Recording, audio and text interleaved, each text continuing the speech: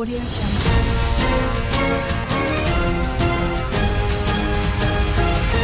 Audio Jungle. Hormuz uchun kurash avj oldi. Fransiya harbiy kemasini yaqinlashtirmoqda. Emmanuel Macron va Masud Pezeshkian o'rtasidagi telefon suhbati Yaqin Sharqdagi vaziyat yanada keskinlashayotgani bir paytda bo'lib o'tdi. Fransiya prezidenti suhbat davomida ayniqsa Hormuz bo'g'ozidagi vaziyatdan jiddiy xavotir bildirgan. Macronning ta'kidlashicha, Ba hududidagi fuqarolik infratuzilmasiga qilingan hujumlar hamda bir nechta savdo kemalariga zarba berilishi xalqaro savdo va energetika xavfsizligi uchun katta tahdidga aylangan. Macron Hormuzdagi blokada darhol va hech qanday shartsiz bekor qilinishi kerakligini aytib, xalqaro dengiz yo'llarining ochilishi butun dunyo iqtisodiyoti uchun muhim ekanini urg'ulagan.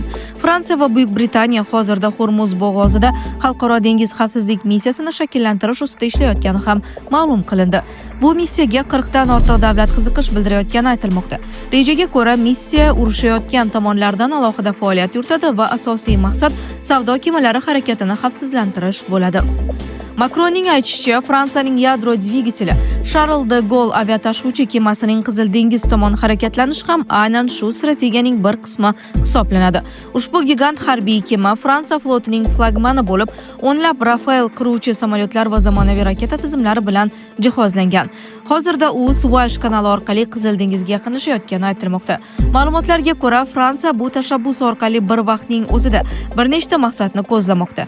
Birinchidan, global neft tashuvlarini himoya qilish, ikkinchidan esa Eron bilan to'g'ridan-to'g'ri katta harbiy to'qnashuvning oldini olish. Chunki Hormuz bo'g'ozi orqali dunyo neftining katta qismi o'tadi va bo'g'ozning yopilishi global bozorlarda keskin inqiroz keltirib chiqarishi mumkin. So'nggi kunlarda sug'urta kompaniyalari ham aynan shu sabab kemalar uchun tariflarni bir necha barobar oshirib yuborgan. Macron shuningdek bu masalani AQSh prezidenti Tramp bilan ham muhokama qilishini bildirgan. Fransiya tomoni Washington bilan koordinatsiyani kuchaytirishga urinayotgan bo'lsa-da, Parij o'z missiyasi AQShning to'g'ridan-to'g'ri harbiy operatsiyalardan alohida bo'lishini ta'kidlamoqda. Germaniya yahudiylar himoyasiga o'tmoqda. Yahudiylar dushmani bizning ham dushmanimiz. Friedrich Merz Germaniyada antisemitizm kuchaygani fonida yahudiy jamoasini himoya qilish bo'yicha keskin bayonot berdi.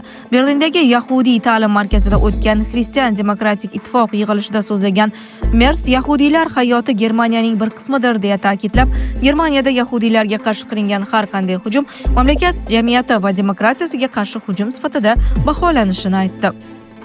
U Germaniyaning tarixiy mas'uliyati mavjudligini, ayniqsa Ikkinchi jahon urushi va Holokost voqealari sabab Berlin yahudiylar xavfsizligini ta'minlashga majbur ekanini urg'uladi.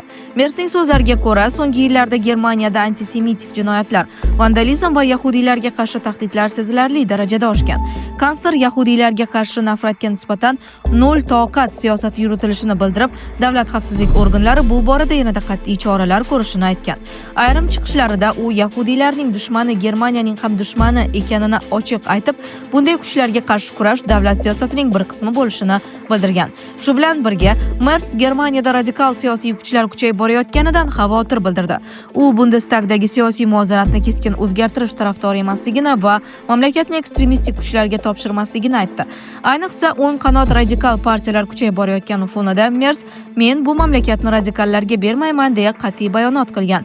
Bu orqali u Germaniyada markaziy siyosiy tizim saqlanib qolishi kerakligini va demokratiya zaiflashishiga yo'l qo'ymasligini ko'rsatishga harakat qilmoqda. Bugungi Germaniya siyosatida Isroilni qo'llab-quvvatlash davlat manfaatining bir qismi sifatida ko'riladi.